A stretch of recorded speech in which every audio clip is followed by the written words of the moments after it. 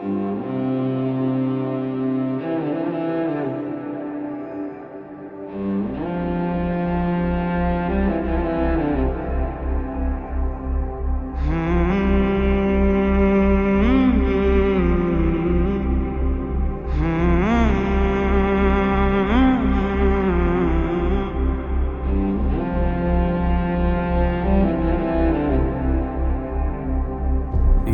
क्या हुआ कि मेरे जख्मों से फूल खिले, कोड़ों की मार से भी राग क्यों सुनाई पड़े।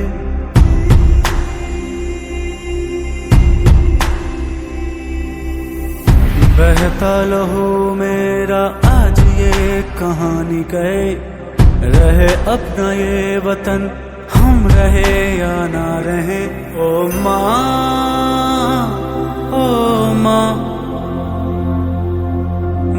व्यवस्था होती है और इस साउंड व्यवस्था को खूबसूरत रूप से नई दुनिया अखबार में अपनी लेखनी से देश और दुनिया में अपना नाम और अपने कलम की छाप छोड़ने वाले आदरणीय मुख्य वक्ता एवं मुख्य अतिथि एवं उपस्थित सभी सम्मानित जनों, आप सभी को सादर प्रणाम।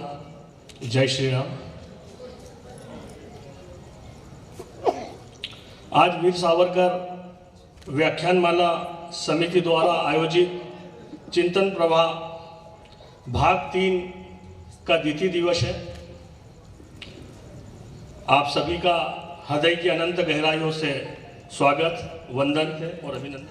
मुख्य वक्ता, ओजस्वी विचारक और प्रखर वक्ता, जिनकी वाणी हमें राम राज्य के आदर्शों से न केवल परिचित कराएगी बल्कि मुख्य अतिथि महोदया जो स्वयं हम सभी के लिए प्रेरणादायी संदेश है।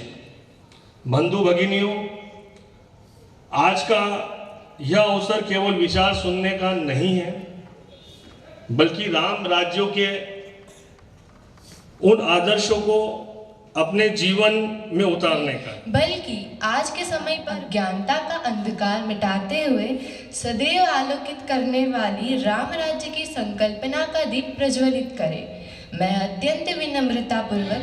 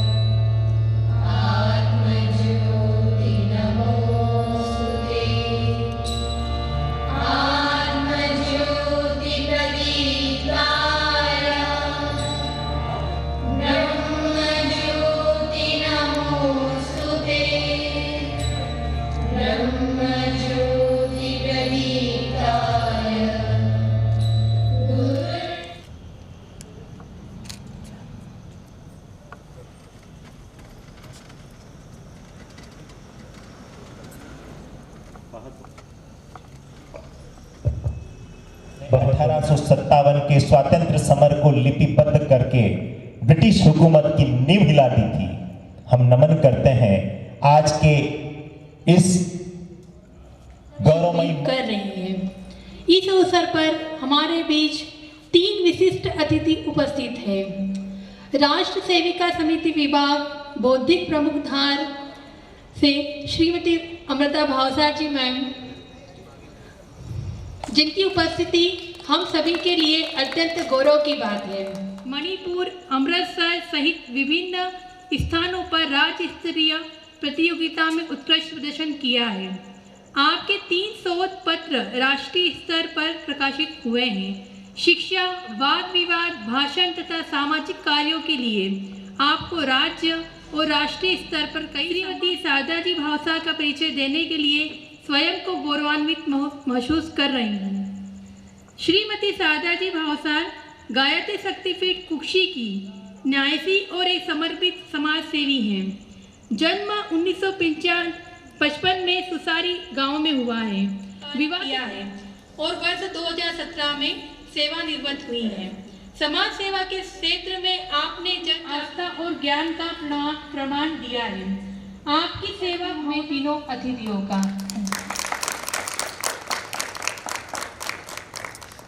की लाडली संतति का परिचय जानकर हम सभी गौरवान्वित महसूस कर रहे हैं। निश्चय ही आप मातृशक्ति की संस्कारों से पोषित पानी की असीम अनुकंपा है। आइए मां वीणा पाणी की आराधना से आज के इस चिंतन प्रवाह को गति प्रदान करते हैं। मैं बड़े हर्षपूर्वक आमंत्रित कर रहा हूं कुमारी नवदी डुंगरवाल को कि आप आए और अपनी कोयल कंठी वाणी से मधुरा वीणा वरदंड मंडित कया, या श्वेत पद्मासना, या ब्रह्मा शुत शंकर प्रभृति भी देवे सदा वंदिता। सामं पातु सरस्वती सरस्वती भगवती निशेष जाड्यापहा। शुक्लां ब्रह्म विचार सार परमां आद्याम जगद्वापिनीं वीणा पुस्तक धारिणीं भरदां जाड्यान्धकारापहां। हस्ते स्फटिकमालिकां विदतीं पद्मासने संस्थितां वन्दे तां परमेश्वरीं भगवतीं बुद्धिप्रदां शारदां। धन्यवाद।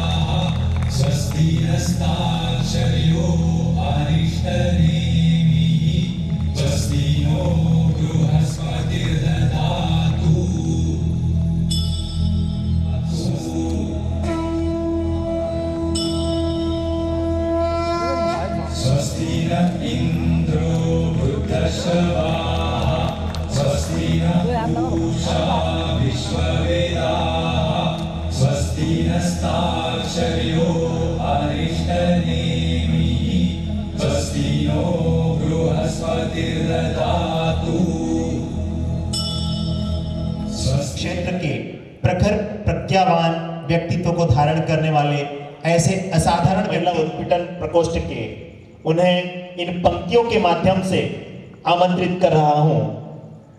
शारदा समज्ञान प्रवाहिनी शिक्षा का दीप जलाए हैं, भावसार जिनका नाम है संस्कारों की ज्योति जगाए हैं।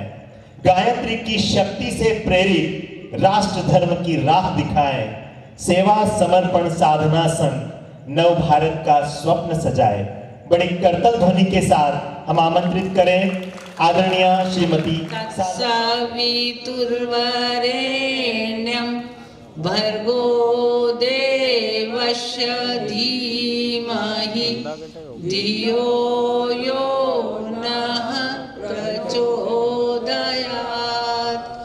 ॐ अखण्डानंद बोधाय शिष्य संतापहारिणे सच्चिदानंद रूपाय तस्मै श्री गुरुवे नमः।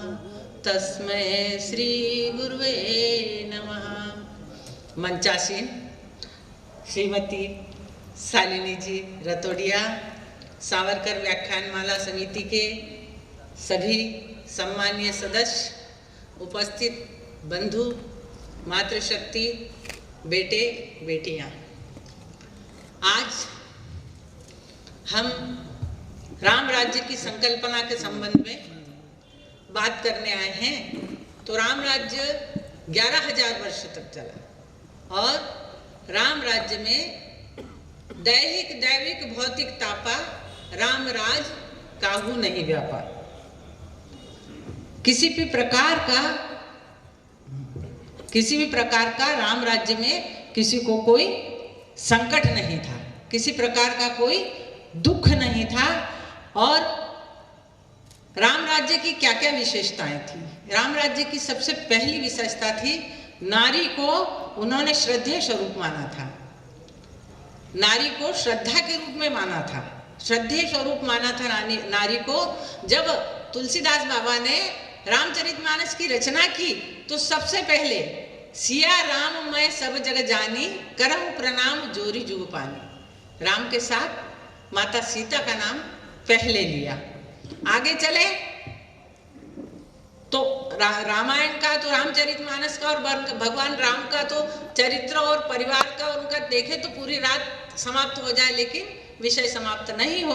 आगे चले तो जनक जी ने जब अपनी बेटी सीता को देखा कि जो पिनाक इतना बड़ा महादेव जी का जो धनुष है उसको मेरी बेटी, आगे चल के देखते हैं कि रावण भी जिसको उठा नहीं पाया था और मेरी बेटी एक स्थान से दूसरे स्थान पर इसको उठाकर रख रही है, तो मेरी बेटी इतनी तेजस्वी है तो इसके लिए मुझे ऐसा ही वर चाहिए। और स्वयंवर, तो स्वयंवर की भी प्रथा थी, स्वयंवर बेटी को स्वयं का वर चुनने की भी राम राज्य में थी।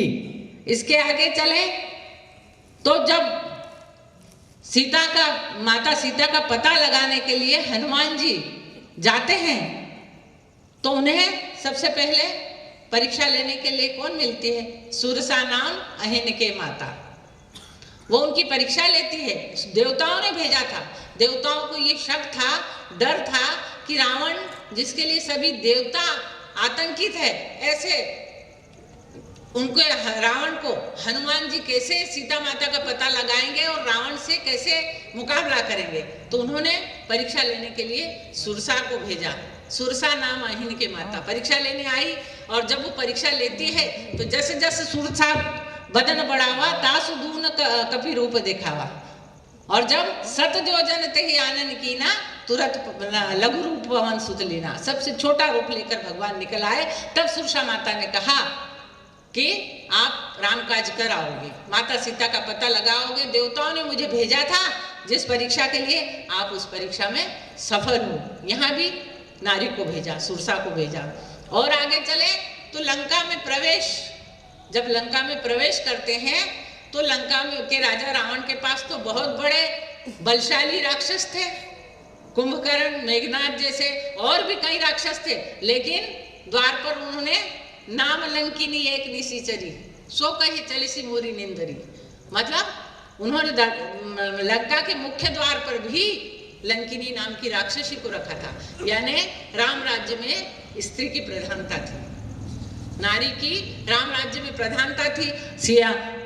अनुसुईया है, माता अनुसुईया है, अहिल्या है, बहुत सारी देवियां हैं जो उस समय में ऋषि पत्नियां भी थी जो कि वेदों और शास्त्रों में निपुण थी।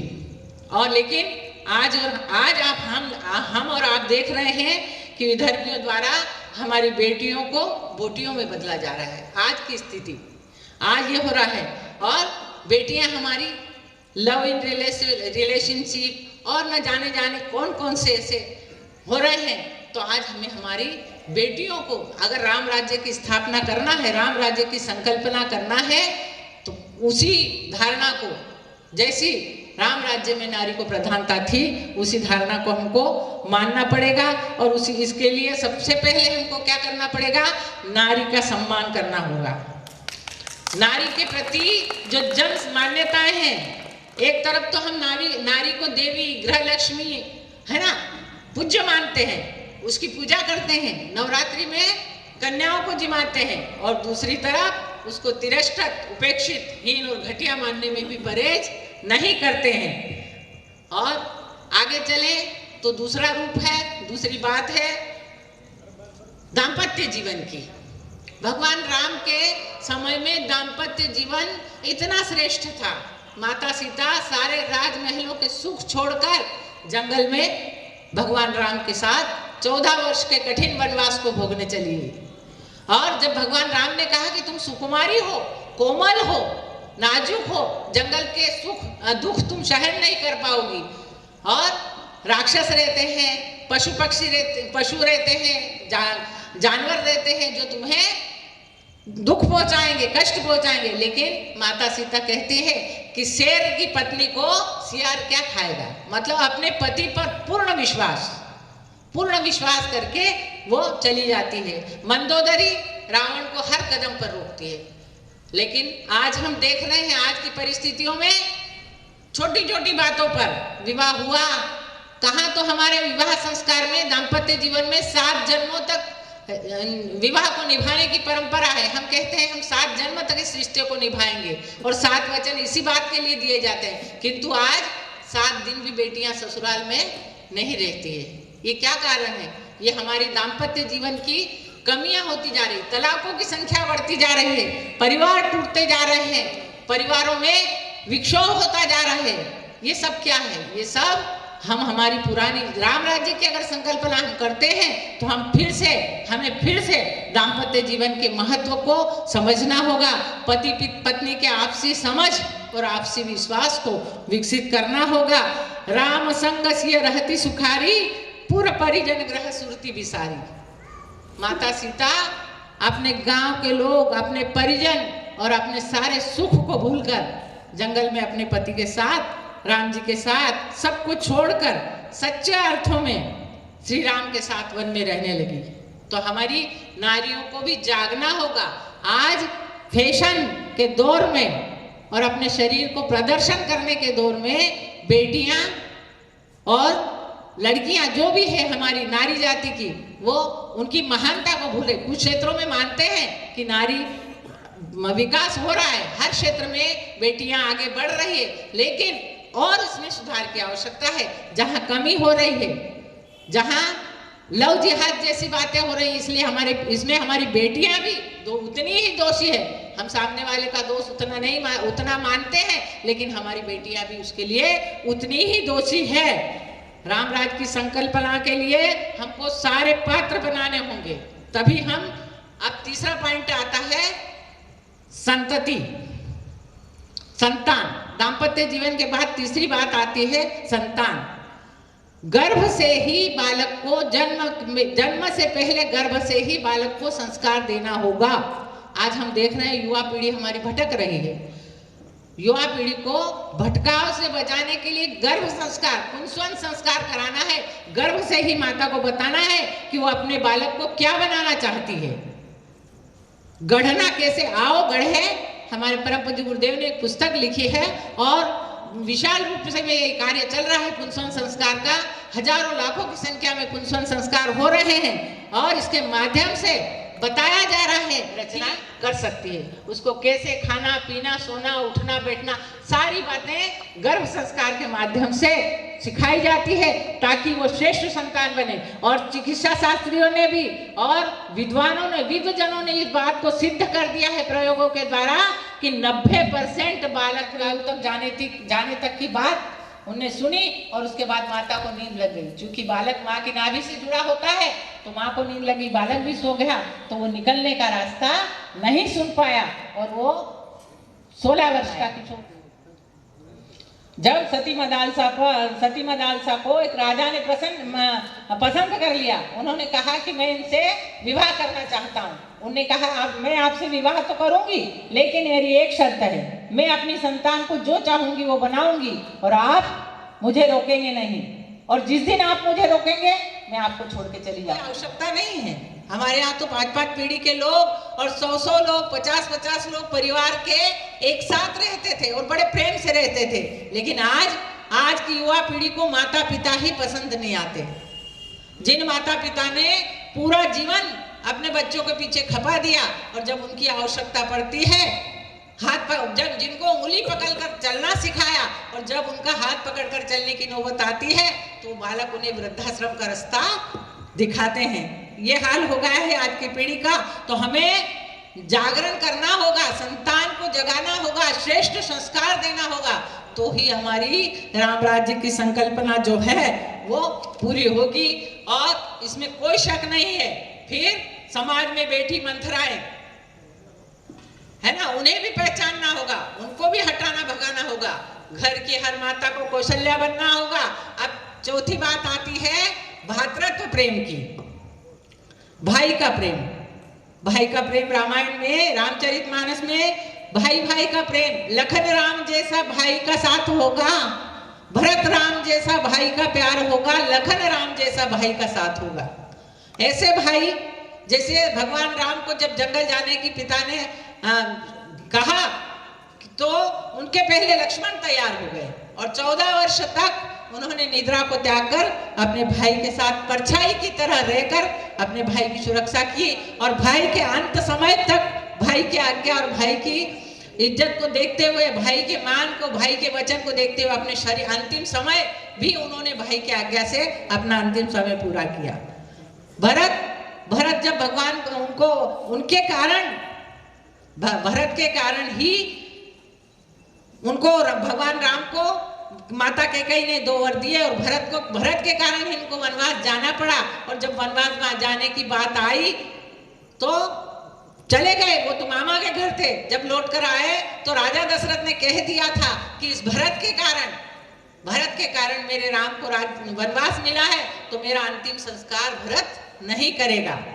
और जब भरत मामा के घर से आए, पिता का अंतिम संस्कार करने लगे तो उन्होंने कह दिया, सुमंत जी ने, मंत्री ने, कि आप अपने पिता का अंतिम संस्कार नहीं करेंगे। भरत बहुत दुखी हुए और पूरे जीवन उन्होंने इस भार को ढोया। और जब भगवान राम को लेने गए, वे नहीं आए तो उनकी पादुका रखकर, जैसे ही भगवान राम ने 14 वर्ष तक वनवास में रहे, वैसा ही वे वहां पर नंदीग्राम में कुटिया बनाकर वैसे ही रहे। लेकिन आज हम देख रहे हैं, जमीन जायदाद के लिए, छोटे से खेत के लिए, जरा से धन के लिए, सोने चांदी के लिए भाई भाई एक दूसरे के खून के प्यासे हो रहे हैं। कोर्ट कचहरी मुकदमा, इसमें पूरा जीवन जा रहा है और न संतान एक दूसरे से जुड़ पा रही है, न परिवार जुड़ पा रहा है। तो इन सब चीजों को भी हमको हटाना पड़ेगा। हमारे देश का प्रधान कहता है कि स्वच्छता हमारा मिशन होना चाहिए, एक ये भी मिशन है। हम देखते हैं देश में इंदौर ही क्यों प्रथम आए स्वच्छता में। हम हमारे घर, आंगन, मोहल्ला, क्षेत्र, नगर की स्वच्छता का दायित्व भी हम ले सकते हैं। पर्यावरण की सुरक्षा केवल एक पौधा लगाकर ही नहीं करना हमको, बल्कि जब तक वो पेड़ पूरा नहीं हो जाए तब तक उसके पोषण का दायित्व भी लेना है। हमारे सामने राम राज्य की संकल्पना के लिए बड़ी बड़ी चुनौतियां नहीं है, लेकिन छोटे छोटे से प्रयास से, छोटी छोटी बातों से, जैसे नारी को प्रधानता देना है। हमारे घर में हमारी बहू, बेटी, पत्नी, पुत्री, इनको अवसर देना है आगे बढ़ने का। इनके अंदर जो योग्यता है उसको आगे बढ़ाने में उनका मदद करना है। और जैसे माता सुमित्रा ने कहा कि बालक आदर्शनित, ईश्वर परायण नहीं है तो माँ का पुत्रवती कहलाना निरर्थक है। क्योंकि आप देखें, हम भाई के प्रेम में तो रावण तो राक्षस था, उनके भाई कुंभकर्ण ने उन्होंने गलत किया है। माता सीता का तुमने अपहरण किया है, ये गलत किया है, गलत काम है, किंतु फिर भी भाई की आज्ञा और भाई का सम्मान रखने के लिए उन्होंने अपने प्राणों की बलि दे दी। और विभीषण ने भी समझाया, लेकिन रावण उन्होंने बात नहीं मानी। विभीषण ने उनको छोड़कर भगवान की शरण में चले गए। तो आज विभीषण भले ही भगवान की शरण में गए, लेकिन आज अपन क्या कहते हैं व्यंग्य के द्वारा उनको, घर का भेदी लंका ढाए।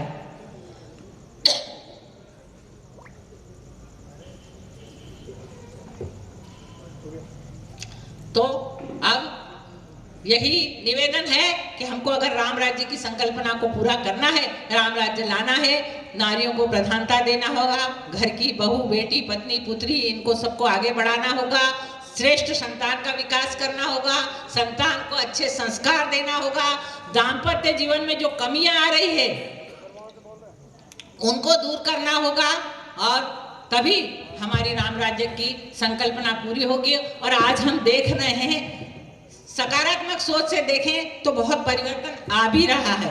हर चीज के 2 पहलू हैं, अच्छाइयाँ भी बुराइयाँ भी है। बहुत मामले में बेटियां आगे भी बढ़ रही है, कुछ मामलों में कमियां हो रही है, उन कमियों को हमको दूर करना है। और इतनी माताएं, बहनें बैठी है, भाई बैठे हैं, सबसे एक गायत्री परिवार की होने के कारण मैं आपको एक संदेश देना चाहती हूँ। गायत्री परिवार, गायत्री शक्तिपीठ में प्रति रविवार 8 बजे यज्ञ होता है। सारी सामग्री रहती है तैयार, केवल आपको आना है। सभी संस्कार होते हैं, पुंसवन संस्कार, नामकरण, अन्नप्राशन, मुंडन और विद्यारंभ संस्कार, सारे संस्कार निःशुल्क संपन्न कराए जाते हैं। सभी परिजन, अगर संस्कार परंपरा को हमको चलाना है तो इसके लिए हमको बालकों को परिवार में संस्कारों की पुनर्स्थापना, पुनर्जागरण करना होगा। तभी हमारा राम राज्य का संकल्प, राम राज्य की संकल्पना हमारी तभी पूरी होगी। इसी आशा के और विश्वास के साथ मैं अपनी वाणी को विराम देती हूँ। बहुत बहुत धन्यवाद दीदी। निसंदेह आपके ऊपर माँ गायत्री की असीम अनुकंपा है। आप वाणी में श्रेष्ठ हैं और एक कुशल वक्ता हैं। समयाभाव है, अब हम आपके श्री चरणों में ये पंक्तियां समर्पित है। शालिनी सम शिवा तेजस्विनी, ज्ञान की ज्योति प्रखर जलाए, राष्ट्र धर्म का ध्वजा उठाकर राम राज्य की राह दिखाए। जोरदार करताल ध्वनि के साथ आदरणीय दीदी का स्वागत वंदन अभिनंदन करते हुए मार्गदर्शन प्राप्त करें।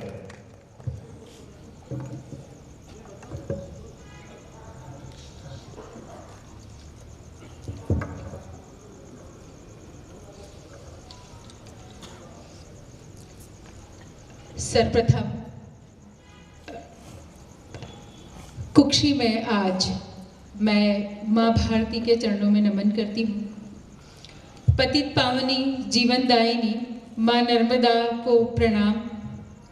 माँ नर्मदा हम सभी की प्रेरणादायी है।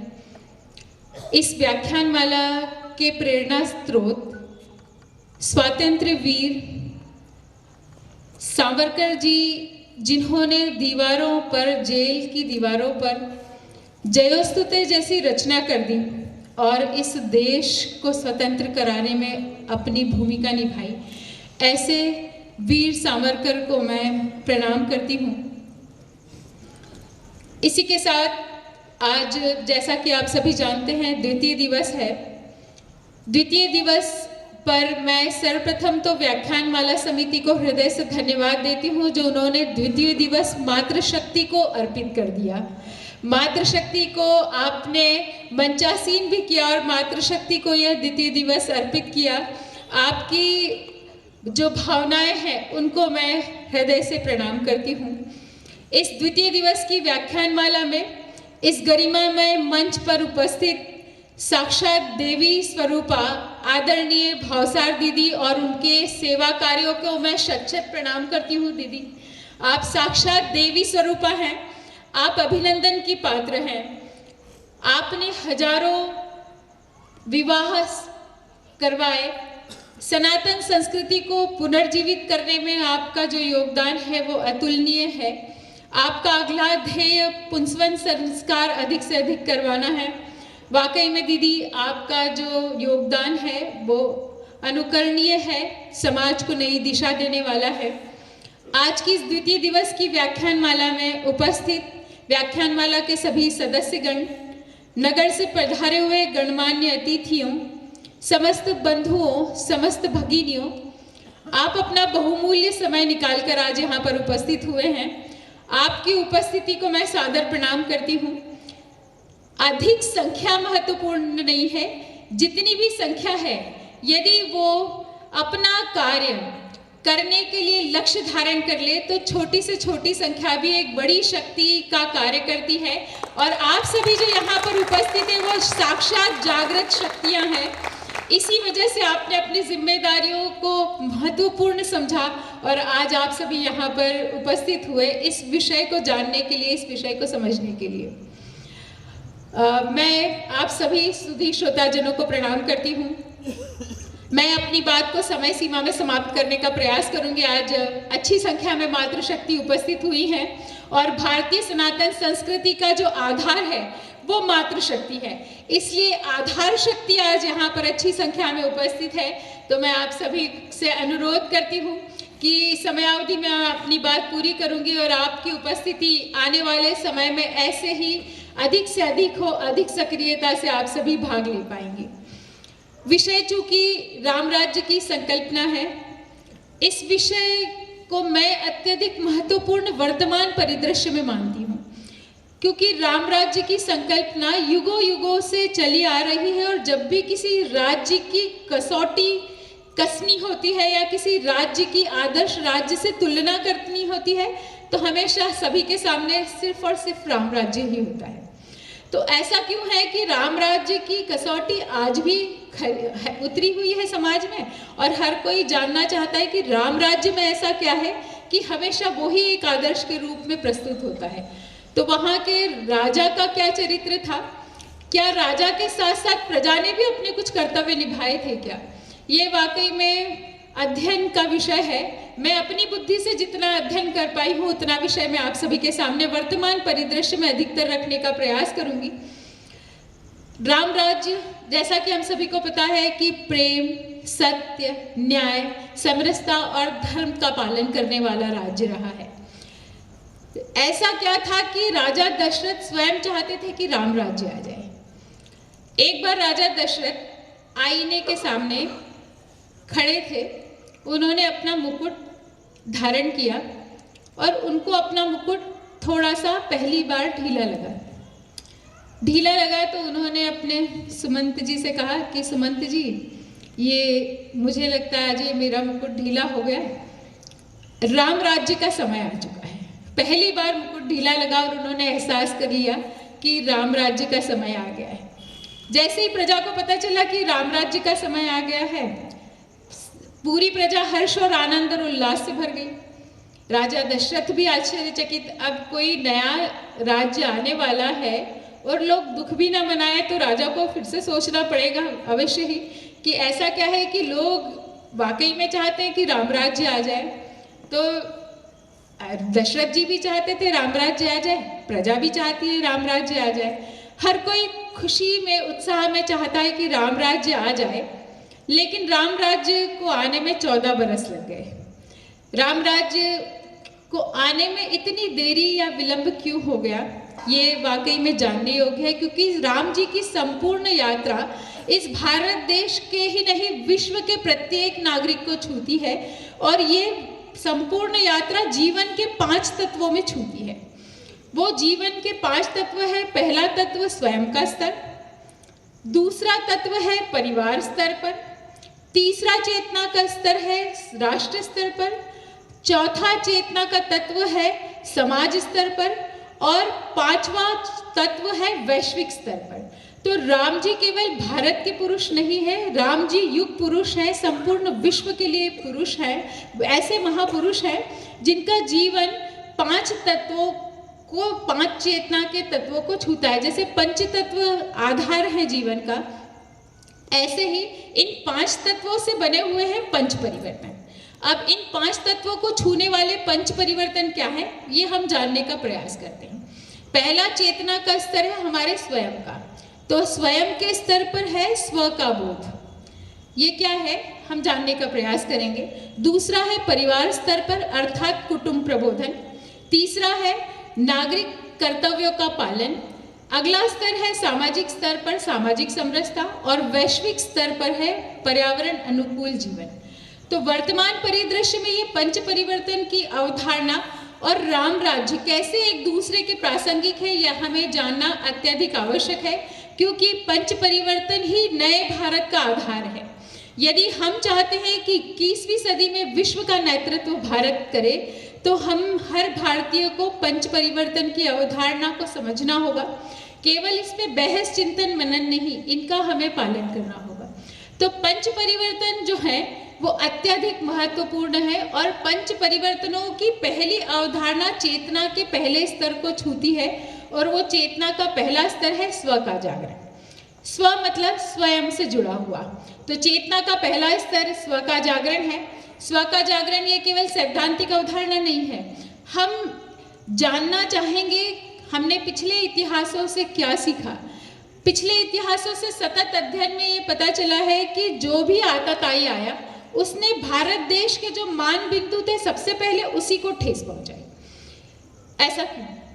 कोई भी आया उन्होंने हमारे मंदिरों को ध्वस्त किया, हमारी बहन बेटियों के साथ अनाचार अत्याचार किया। ऐसा क्यों?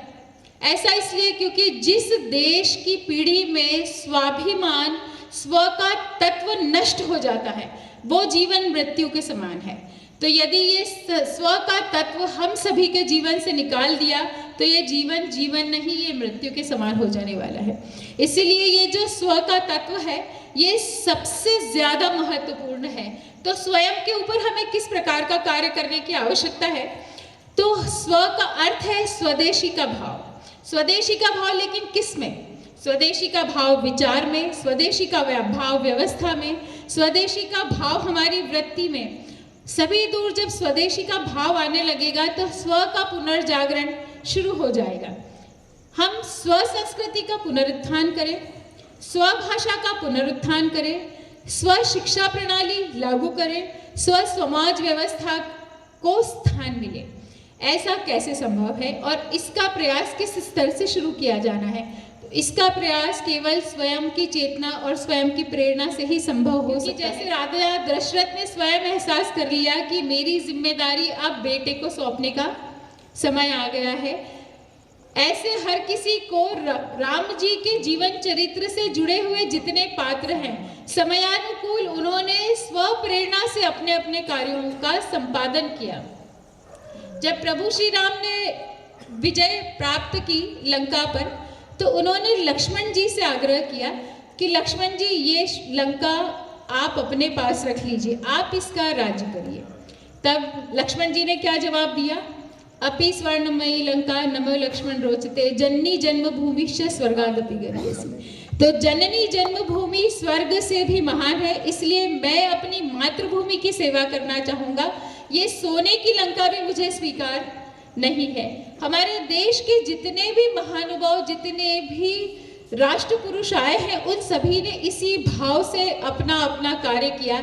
इसीलिए ये भारत देश आज जीवित है, इसकी सनातन संस्कृति जीवित है। रोम मिस्र यूनान सब मिट गए, जहाँ से कुछ बात है कि हस्ती मिटती नहीं हमारी। इसमें जो कुछ बात है जो इससे के कारण हमारी हस्ती नहीं मिट पाई है, वो यही सनातन संस्कृति का प्रवाह है जो एक पीढ़ी से दूसरी पीढ़ी में बहता आया है, जिन्होंने मातृभूमि को सर्वस्व माना है। अभी हम अहिल्याबाई की 300वीं जन्म शताब्दी वर्ष मना रहे हैं। अहिल्याबाई होलकर, जिन्होंने स्वदेश, स्वधर्म, संस्कृति और स्वाभिमान को पुनर्जीवित करने के लिए अपने जीवन का सर्वश्रेष्ठ अर्पित किया। आप जब सोमनाथ मंदिर जाएंगे तो पास में सोमनाथ मंदिर में एक शिलालेख लगा हुआ है। वो शिलालेख ये कह रहा है कि हम मालवा की महारानी अहिल्याबाई होलकर के आभारी हैं, जिन्होंने इस मंदिर का जीर्णोद्धार करवाया। सोचिए, एक स्त्री जिसको अपने ससुर जी ने कहा कि बेटा तुम शासन करो, और उन्होंने अपने राज्य का शासन इस प्रकार से किया कि उन्होंने विभिन्न मंदिरों का जीर्णोद्धार करवाया, महिलाओं के स्वावलंबन के लिए रोजगार खड़े किए, माहेश्वरी साड़ी उद्योग केंद्र खोला, अर्थव्यवस्था की दृष्टि से भी विकसित किया उन्होंने अपने क्षेत्र को।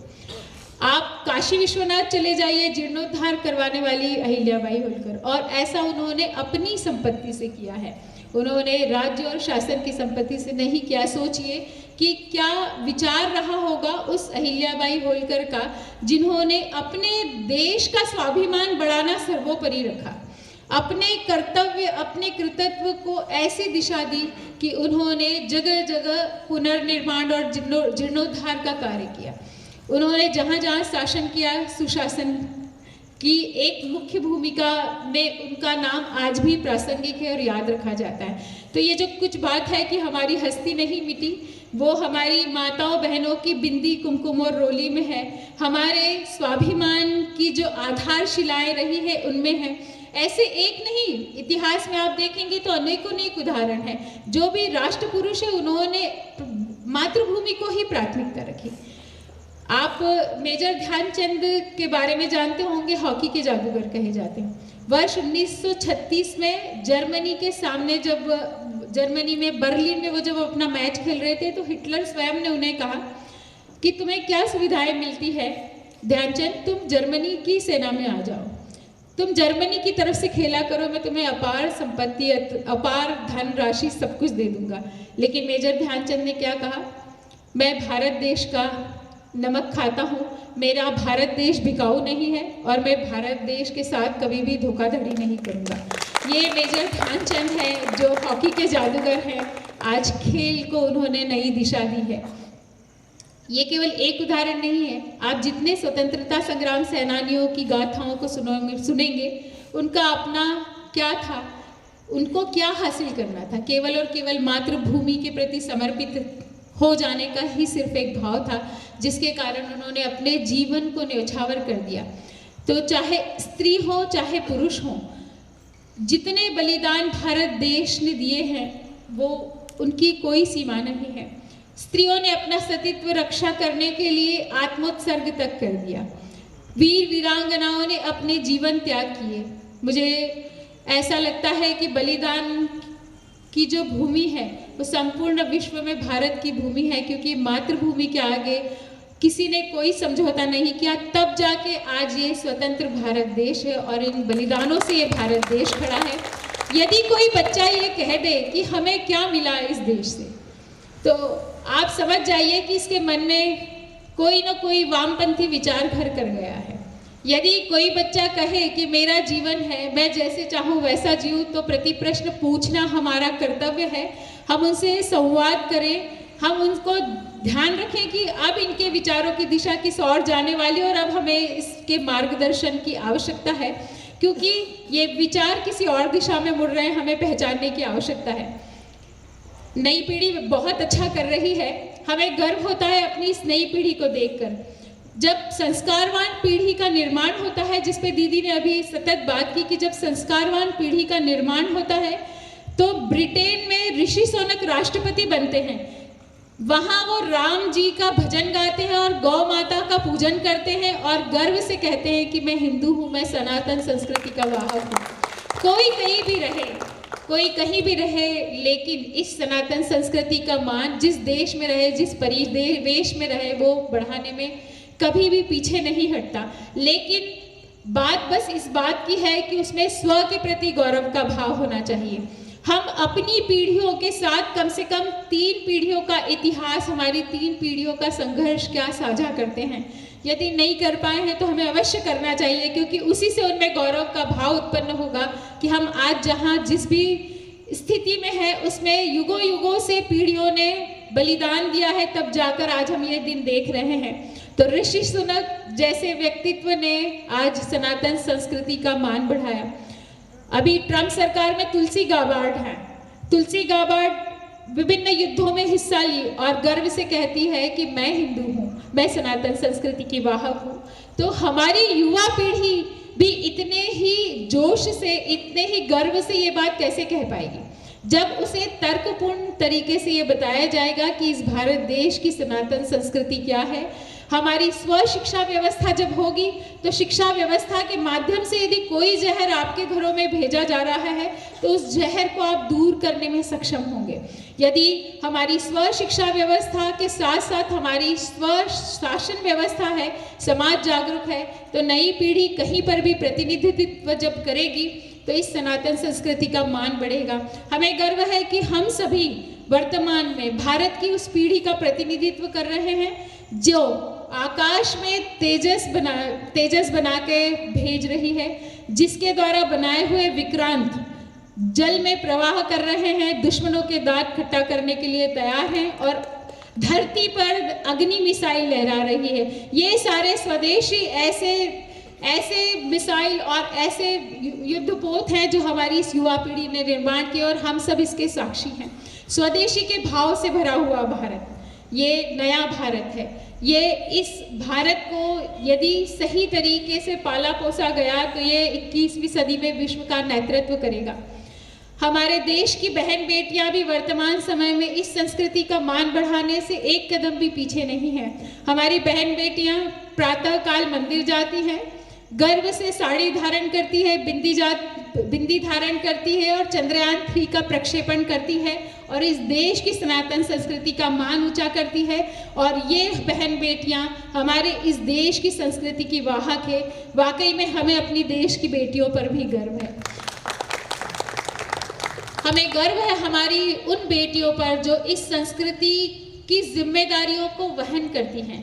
अपने आप को किसी मनोरंजन का केंद्र नहीं मानती। उन्हें पता है कि ज्ञान से ही भारत भूमि है, ज्ञान हमारी शक्ति है, साहस और शौर्य हमारी पहचान है। इसलिए कभी भी वो किसी के मनोरंजन का साधन बनना नहीं चाहती। यदि किसी भी प्रकार का ऐसा तत्व जो हमारे घरों में प्रवेश करे तो इसे रोकने का कार्य हमारा है, जो हमारी बहन बेटियों को मनोरंजन का साधन बनाता है। ये कार्य हमें तीव्रता से करना होगा।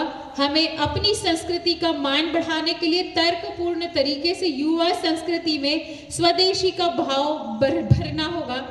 वो जहाँ खड़े रहें अपने धर्म और संस्कृति का मान बढ़ा सके, ऐसा विचार हमें उनके मन में प्रारंभ से ही डालना पड़ेगा। इसीलिए जो पुंसवन संस्कार है वो अति महत्वपूर्ण हो जाता है। इन संस्कारों को घरों में कराए जाने की आवश्यकता है।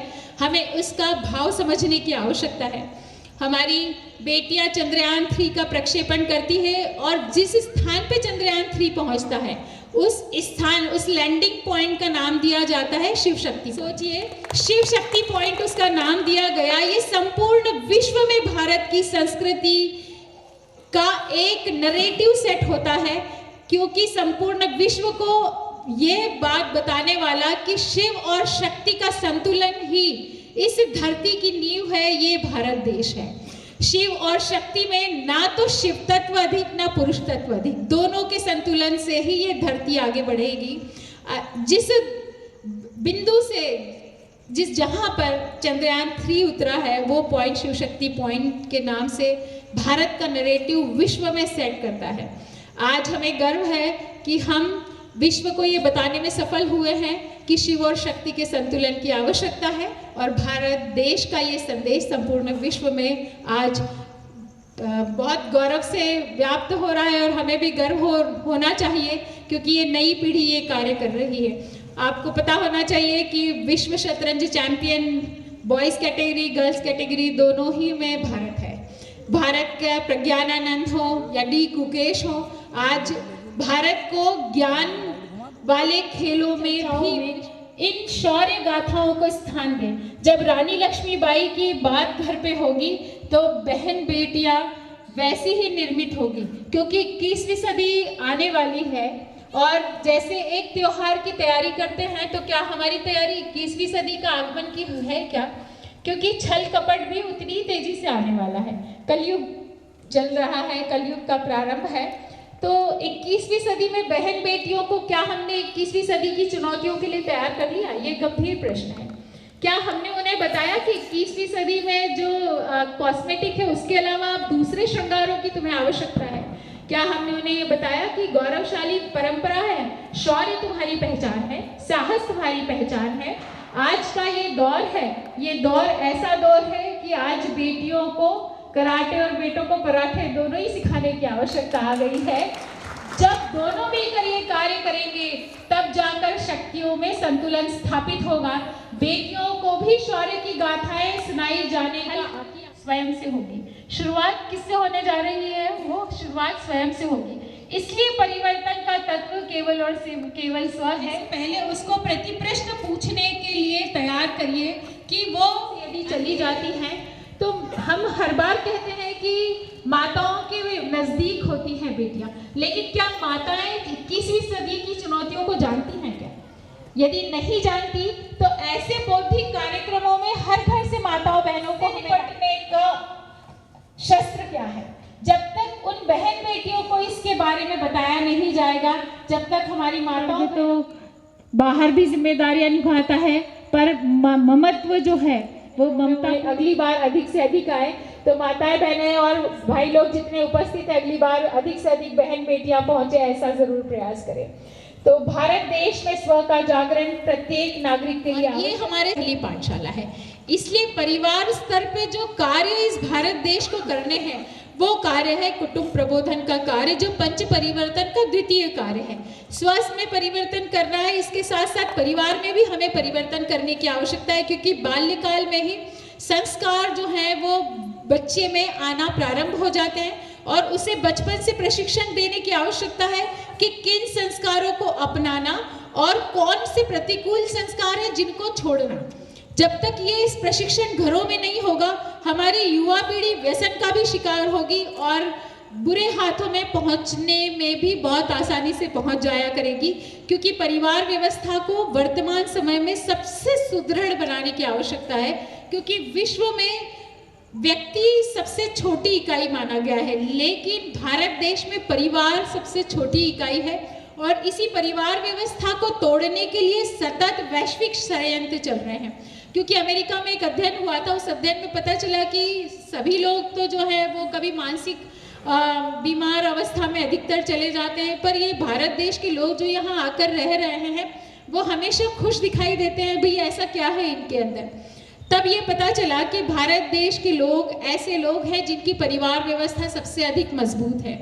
ये अपने कार्य, अपने आय के साधन और अपने परिवार और सामाजिक जीवन शैली में सर्वश्रेष्ठ संतुलन बनाना जानते हैं।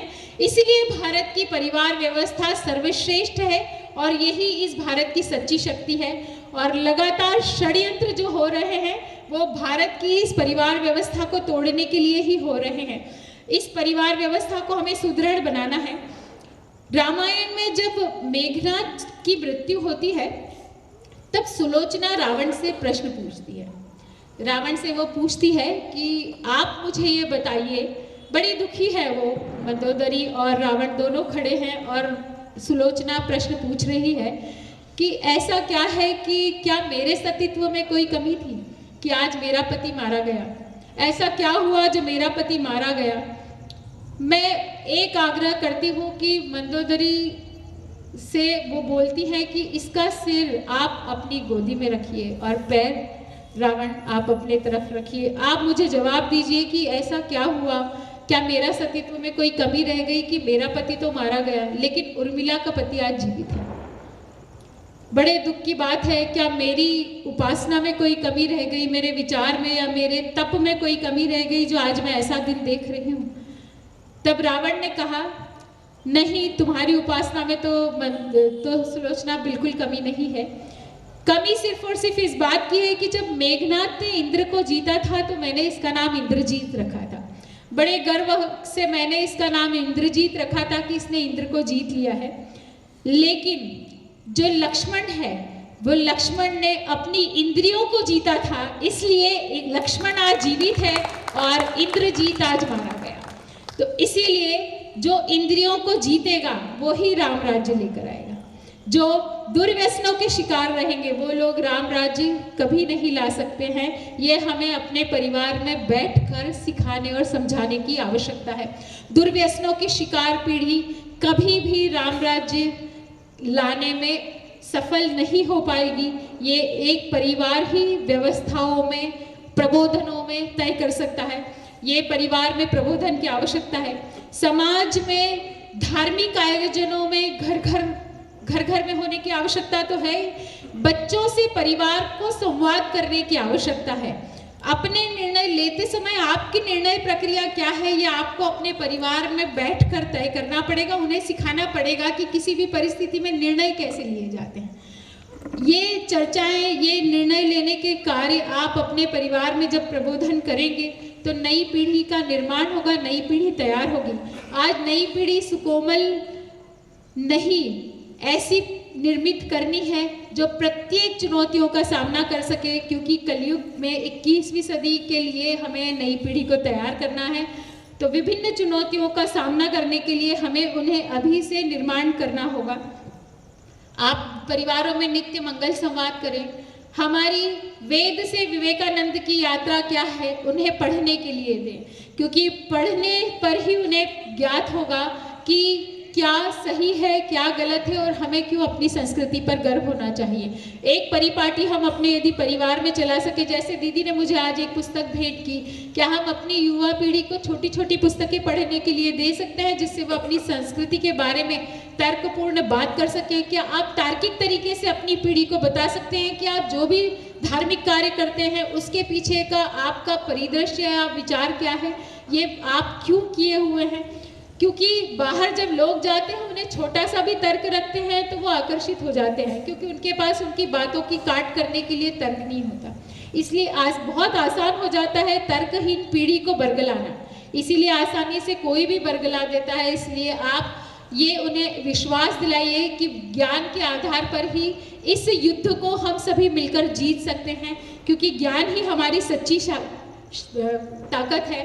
संवेदनशील हमें अपने परिवारों में ही अपने बच्चों को बनाना होगा। आज आप बहुत सारी जगहों पर देख रहे हैं, अभी पिछले हफ्ते ही आपने पेपरों में, समाचारों में पढ़ा होगा कि एक करोड़पति जो थे वो अनाथ आश्रम में शांत हुए। बेटी बाहर है विदेश में, बेटा कहीं और है, उन्होंने आने से मना कर दिया कि आप ही अंतिम संस्कार कर दीजिए। संवेदनहीनता ऐसी कैसे आ गई इस भारत देश में? ये संवेदनशील भारत देश राम राज्य के समय से संवेदनशील है। ये पंच परिवर्तनों की बात राम राज्य से आज तक चली आ रही है। जब हमारे राजा राम को वनवास हुआ था, तब माता सीता वन को जाना चाहती थी। अपनी सासू माँ से वो ये बात कहना यदि चाहती है, तो क्या वो कैसे कह पाई होगी कि मेरी इच्छा है कि मैं राम के साथ चली जाऊँ? सोचिए, वो कुल वधू, सबसे बड़ी वधू है, क्या उसने अपनी मन की बात रखी होगी? या उनकी सासू माँ इतनी संवेदनशील होगी कि अपनी बहू के मन की बात वो बिना कहे समझ गई होगी? ये संवेदनशीलता राम राज्य के समय से है। राजा दशरथ ने मुकुट एक बार ढीला होते ही समझ लिया कि अब नई पीढ़ी को नेतृत्व सौंपने का समय है। और यहाँ वर्तमान परिदृश्य में क्या चल रहा है? अभी एक उदाहरण, अभी मैंने गुजरात में एक उदाहरण में देखा। बच्चा अपने दादाजी से कह रहा है कि दादाजी चलो खेलते हैं। दादाजी ने कहा नहीं अभी तो मेरा व्यापार का समय है। उन्होंने कहा, बच्चे ने, कि दादाजी नहीं आप खेलिए। बोले मैं तो अभी बहुत व्यस्त हूँ, तुम्हें पता नहीं है मेरा समय कितना कीमती है। फिर उसके बाद अगली बार वो बच्चा गया, दादाजी आप 1 घंटे में कितना कमा लेते होंगे? तो बच्चे को उन्होंने जवाब दिया कि मैं इतना कमा लेता हूँ। तो बच्चा बड़ी मासूमियत से अंदर गया, अपना गुल्लक लेके आया। उसने दादाजी को कहा कि दादाजी ये इसमें आप जितना 1 घंटे में कमाते उतना पैसा तो होगा, ये आप रख लीजिए, पर आप मेरे साथ 1 घंटा खेलिए, आप मेरे को 1 घंटे का समय दे दीजिए। सोचिए, जिस उम्र में हमें नैतिक शिक्षा अपने परिवारों में देने की ज़रूरत है, नई पीढ़ी को नेतृत्व सौंपने की ज़रूरत है, नई पीढ़ी को नई दिशा में आगे बढ़ने की आवश्यकता है, उस समय में भी हम उन कार्यों को यदि करते रहेंगे जो वर्तमान समय में कोई और भी कर सकता है, तो कैसे राम राज्य की संकल्पना पूरी हो पाएगी वर्तमान परिदृश्य में? इसीलिए हम सभी को एक बार विचार करने की ज़रूरत है कि हम संपूर्ण परिवार में राम राज्य की संकल्पना को कैसे ला सकते हैं, और उसी के आधार पर ही हमारी ये संकल्पना पूर्ण हो सकती है। स्व में परिवर्तन के साथ साथ परिवार कुटुंब का भी प्रबोधन अत्यधिक आवश्यक है, क्योंकि इसी को तोड़ने के लिए फिल्मों के माध्यम से भी ये जहर परोसा जा रहा है, टीवी सीरियल्स के माध्यम से ये जहर आ रहा है। हमारी बहन बेटियों को बरगलाने के लिए अलग अलग प्रकार के ऐड आ रहे हैं। एक ऐड आता है और बड़ी खूबसूरती से कोई आती है और हीरोइन आती है और वो कहती है why should boys have all the funs, और वो एक छोटा सा संदेश बेटियों को दे जाती है कि फन बेटियों को भी करना है, और बेटियां फिर फन का भी कोई मौका चूकना ना चाहे, ऐसा जहर धीरे से वो हमारे घरों में डल जाता है। क्यों आज ये युवा पीढ़ी धीरे धीरे ऐसे बिखरना शुरू हुई है? इसके सभी पहलुओं को अध्ययन करके हमें समाज को फिर से नए सिरे से पंच परिवर्तन के माध्यम से एक एक कर ठीक करने की आवश्यकता है। पैसा बहुत कुछ है, लेकिन पैसा सब कुछ नहीं है। आज पैसा कमाने की होड़ में युवा पीढ़ी जो बाहर जा चुकी है, कहीं कहीं पर तो अब ये प्रथा शुरू हो गई है कि डबल मनी नो किड्स। अब पीढ़ी को बच्चा भी नहीं चाहिए, क्योंकि बच्चा भी अब बोझ लगने लगा है, और वो कहते हैं कि हम दोनों मिलके बहुत कमाते हैं, हमें कोई आवश्यकता नहीं है बच्चे की भी। तो जब ऐसा मातृत्व का सर्वश्रेष्ठ उदाहरण यदि कहीं मिलेगा, वो भारत देश में मिलेगा। उस मातृत्व वाले भारत देश में जहाँ हम आदर्श में भी माँ भारती को रखे हुए हैं, विश्व में तो माता को इतना सर्वश्रेष्ठ स्थान ही नहीं दिया गया। आज वहाँ इस देश में ऐसी पीढ़ी भी आ गई है जो अब किड भी नहीं चाहती अपने साथ। तो ये विचारणीय है। संवेदनहीन होते हुए समाज को संवेदनशील बनाने के लिए जागरण का कार्य दुगुनी गति से हम सभी को मिलकर करना होगा। ये कोई नया परिवर्तन नहीं है, ये राम राज्य से संवेदनशीलता का जो पाठ चला आ रहा है, हमने कहीं कहीं पे भूला, उसे पुनर्जीवित और जागृत करने का समय आ चुका है। अगला पंच परिवर्तन है नागरिक कर्तव्य। नागरिक कर्तव्य हमारी चेतना का राष्ट्र और राज्य से जुड़ा हुआ एक चेतना का तत्व है, क्योंकि प्रत्येक राष्ट्र के कुछ विधि विधान होते हैं और उन विधि विधान, कर्तव्यों और आचरणों को हमें अपनाना चाहिए, क्योंकि अनुशासित और सभ्य समाज ही एक अच्छे राष्ट्र का निर्माण कर सकता है। इसलिए प्रत्येक नागरिक को अपने कर्तव्यों का पालन करना चाहिए। संपूर्ण राष्ट्र में इस चेतना को जागृत करना पड़ेगा हमें, क्योंकि राष्ट्र में सद्भावना, शांति और समृद्धि का मूल मंत्र ही कर्तव्य पालन है। इस मंत्र के माध्यम से ही राष्ट्र का पुनर्निर्माण संभव है, क्योंकि हम कितना भी राष्ट्र से प्रेम कर लें, लेकिन यदि कर्तव्य पालन नहीं है तो हम समृद्ध और सशक्त राष्ट्र का निर्माण कभी नहीं कर पाएंगे। इसलिए हमें अपने अपने दायित्वों का निर्वहन करना होगा, राष्ट्र निर्माण में अपना योगदान देना होगा, अपने कर्तव्यों का पालन करना होगा। जब प्रभु श्री राम अयोध्या जी वापिस लौटे तो राजा भरत जो थे उन्होंने कहा कि प्रभु, मैं अब आपको अपना राज्य वापिस सौंपता हूँ, मैं अपना जितनी भी धन संपदा और खजाना था वो उसकी चाबी मैं आपके सुपुर्द करता हूँ, मैं आपको सौंपता हूँ। उन्होंने ये कहा, लेकिन आपको जानकर हर्ष होगा कि ये जो खजाना है इसमें 10% की वृद्धि हो गई है। उन्होंने सोचा कि राम जी को बहुत अच्छा लगेगा, पर प्रभु श्री राम जी ने तुरंत कहा कि भरत, वो सिंहासन से खड़े और उन्होंने प्रश्न तुरंत पूछा कि भरत, 10% की वृद्धि कैसे संभव है इतने कम समय अवधि में? बताओ, तुमने ऐसा क्या किया कि 10% की वृद्धि हो गई? क्या तुमने जनता पे कोई एक्स्ट्रा टैक्स लगाया है, या कोई शोषण किया, या तुमने ऐसा कोई न कोई नया कार्य किया होगा जिससे ये वसूली जैसा कार्य हुआ होगा और आज संपदा एक साथ इतनी बढ़ गई है? तो भरत जी बोले, नहीं नहीं प्रभु श्री राम, मैं ऐसा कैसे कर सकता हूँ? मैंने ना तो जनता पर कोई नया टैक्स लादा, ना ही ऐसा मैंने कोई कार्य किया, ना मैंने किसी का शोषण किया। लेकिन ये जो 10% की वृद्धि हुई है ना, वो ऐसे हुई है कि जब आप वन के लिए गमन किए तब उस समय आपकी अयोध्या की प्रजा जो थी, उस संपूर्ण प्रजा ने तय किया कि प्रभु श्री राम जिस अवस्था में रहेंगे उसी अवस्था में हम भी जीवन यापन करेंगे, उसी तरीके से हम भी रहेंगे। और उस दौरान आपको जानकर आश्चर्य होगा कि प्रत्येक नागरिक ने अपना उत्पादन तो दुगना किया, लेकिन उपभोग न्यूनतम किया। इस वजह से इस खजाने में 10% की वृद्धि हुई है। मतलब समर्पण राजा का जितना था, प्रजा का भी उतना था। प्रभु श्री राम जी अचानक खड़े होकर बोले कि मुझे ये तो समझ में आ गया कि आज आपकी बातों से मुझे ये समझ में आ गया कि राम राज्य लाने के लिए अयोध्या जैसी प्रजा होनी चाहिए, तब जाकर राम राज्य आता है। राम के कारण राम राज्य नहीं आता। तो राम राज्य लाने के लिए प्रजा को भी अपने कर्तव्यों का पालन करना होगा। भारतीय समाज को फिजूल खर्ची बंद करनी पड़ेगी। युवा पीढ़ी को ऐसी अनर्गल बातों में खर्च से हम सभी को बचाना होगा। स्वावलंबन का भाव धीरे धीरे करके बढ़ाना होगा। घर के प्रत्येक छोटे से बड़े कार्यों में युवा पीढ़ी को हमें आज जोड़ना होगा, नहीं तो राम राज्य की संकल्पना अधूरी हो जाएगी। समाज में व्याप्त जितनी भी कुप्रथाएं हैं उनको दूर करना इस भारत देश के प्रत्येक नागरिक की जिम्मेदारी है। यदि हम अपने कर्तव्यों का पालन करेंगे तो जितनी भी कुरीतियां हमें समाज में दिखाई देती है वो धीरे धीरे दूर होने लगेगी, और इसके लिए प्रत्येक नागरिक को योगदान देना होगा। इसलिए प्रभु श्री राम का राज्य लाना है तो प्रजा भी अयोध्या जैसी होनी चाहिए, और जब हम अयोध्या जैसी प्रजा के समान अपने आप को संयमित और संतुलित करेंगे तो राम राज्य आकर ही रहेगा, उसे आने से कोई भी नहीं रोक सकता। इसलिए हम प्रत्येक नागरिक को अपना कर्तव्य पालन तो करना ही पड़ेगा।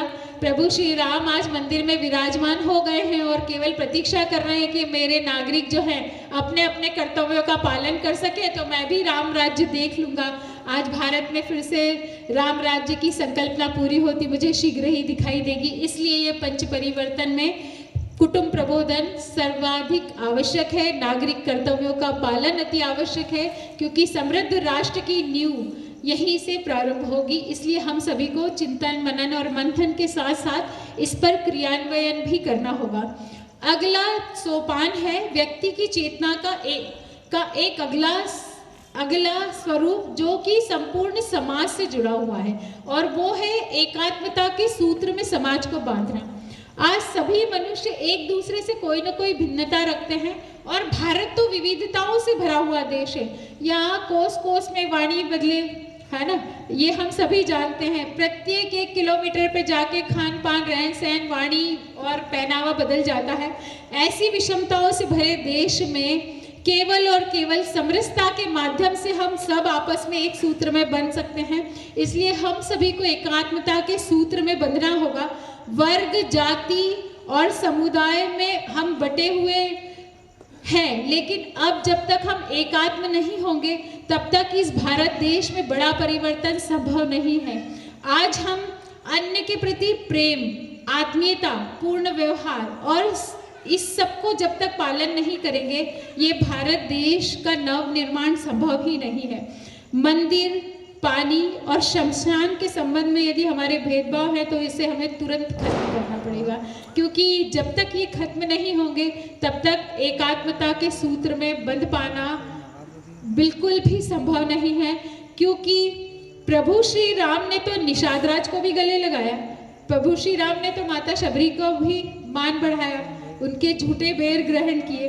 जब प्रभु श्री राम ने अपने जन समुदाय में कभी कोई भेदभाव नहीं किया, तो हम उनके अनुयायी कैसे समाज में कोई भेदभाव रख सकते हैं।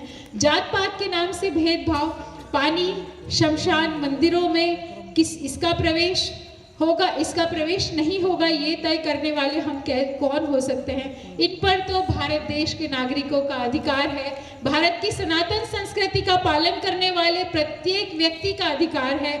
इसीलिए इससे जुड़े हुए किसी भी भेदभाव को हमें शीघ्रातिशीघ्र समाप्त करना पड़ेगा। अभी अभी सामाजिक समरसता का सबसे बड़ा पर्व आने ही वाला है।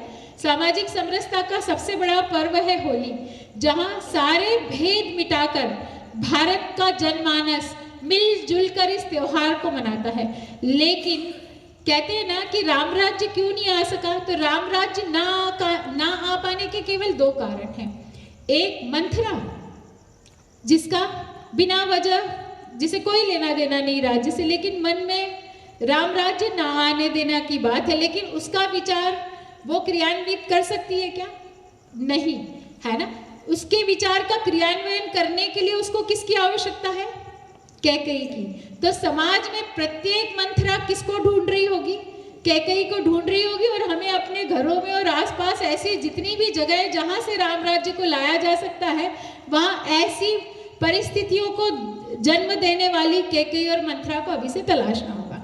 अब समरसता का सबसे बड़ा पर्व आने वाला है। आपको जीता जागता उदाहरण अभी बहुत शीघ्र दिखाई देने लगेगा, क्योंकि समरसता, होली भारतीय जनमानस दिल खोलकर खेलता है, बिना किसी वर्ग विभेद के खेलता है, सभी को गले लगाता है, सबसे आत्मीय प्रेम करता है। अभी कुछ पत्रकार बंधु जो माफ़ी चाहूँगी लेकिन जाग जाएंगे कि तिलक होली का आपके सामने बड़ा सा प्रकल्प लेकर आएंगे कि सिर्फ तिलक लगाओ और होली का समापन कर दो, है ना। अब सब उन्हें बचाने की अभी से चेतना जागृत हो जाएगी। अभी बहुत सारे युवा पीढ़ी के लोग फराह खान को जानते ही होंगे। फराह खान ने कल ही स्टेटमेंट दिया है अपना कि होली तो छिचोरों का त्योहार है। लेकिन ये जो जागृत युवा पीढ़ी ने आज दिन भर से उसे ट्रोल किया है, तो आज सबको समझ में आ गया कि आज सनातन संस्कृति पे प्रश्न चिन्ह उठाने से पहले 10 बार हमें अपने आप को देख लेना चाहिए, क्योंकि आज ये समाज अब मौन नहीं रहेगा। क्योंकि आज ये समाज जानता है कि बहुत सारी जगह जो बोलने वाली है वहाँ पर तो मौन धारण कर लेते हैं, और जब हमारी संस्कृति में हम दुगुनी शक्ति से आगे बढ़ रहे होते हैं तो कोई न कोई ऐसा चिंतन और बिंदु लेकर इस जनमानस का मन खराब करने कूद कर आ जाते हैं। तो बस समाज में वर्तमान समय में भी आपको केकई और मंथरा के दृश्य दिखते रहेंगे, उनको पहचानते रहिए, उनका दमन करते रहिए और अपनी सनातन संस्कृति को मजबूत करते रहिए। बस इसी प्रकार से सर्व समाज को गले लगाते रहिए। सामाजिक समरसता हमसे दूर नहीं है और भारत का जनमानस ही समरस समाज का है। ये राम जी की परिपाटी है। प्रभु श्री राम ने किसी में कोई मतभेद नहीं किया, उन्होंने प्रत्येक जन को गले लगाया। इसलिए हम ऐसे कोई महान व्यक्ति नहीं है कि हम इस प्रकार का कोई भी भेदभाव कर सके।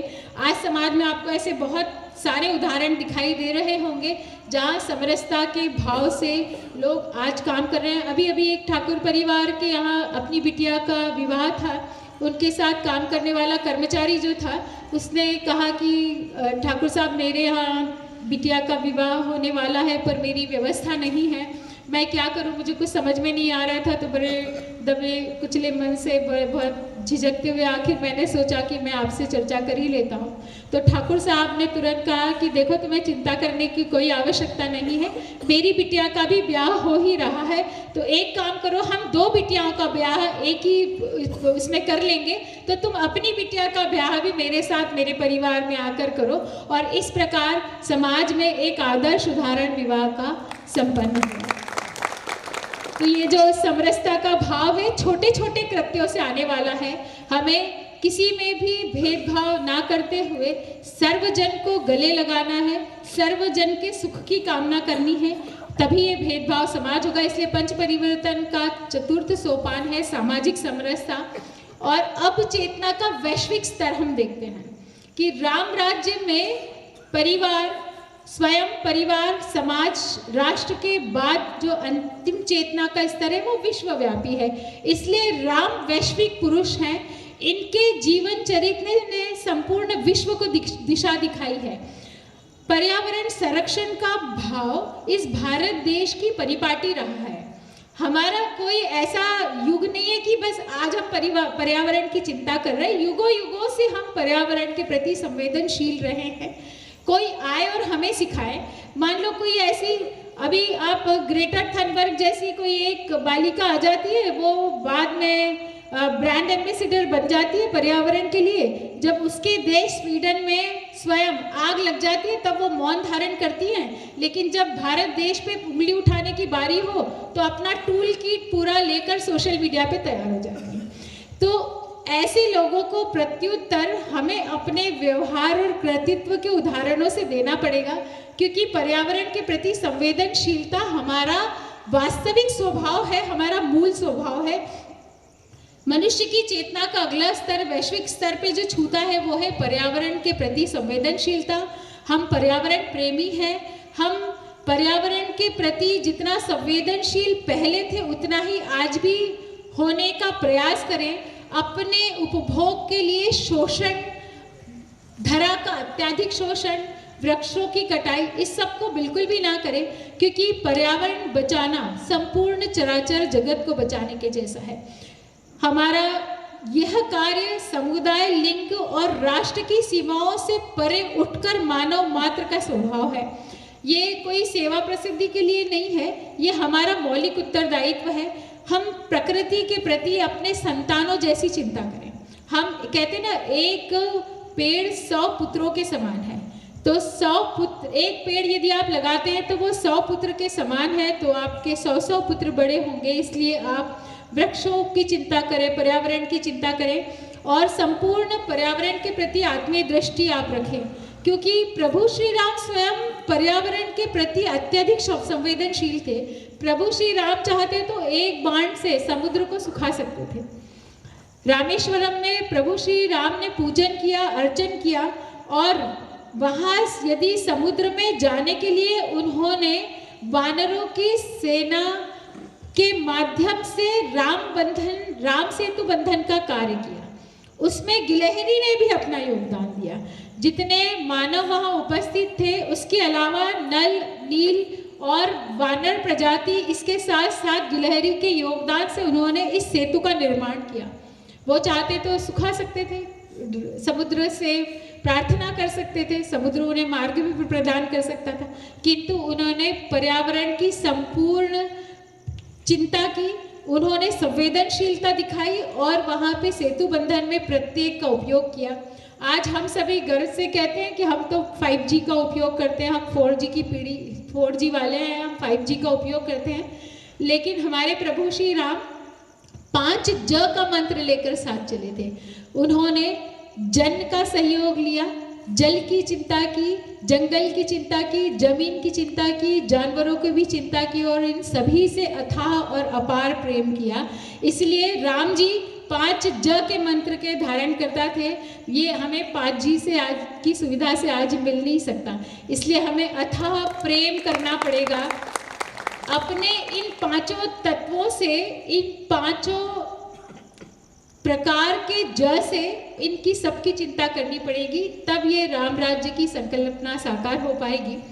इस संकल्पना को साकार करने के लिए हमें चिंतन करना पड़ेगा कि हम अपना जो भी छोटे से छोटा योगदान दे सकें, उस योगदान को हमें देने का प्रयास करना पड़ेगा।